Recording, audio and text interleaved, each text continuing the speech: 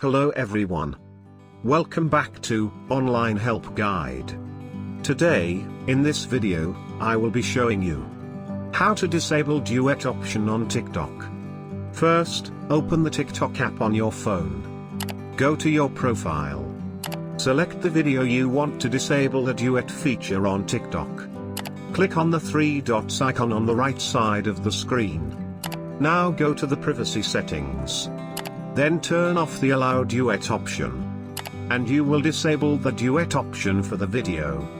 Thank you for watching Online Help Guide. Hope this video was helpful, and you're able to disable the duet option on TikTok.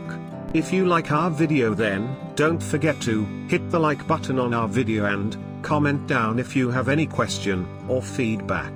Also, if you are new to our channel, please subscribe and hit the bell icon to our channel.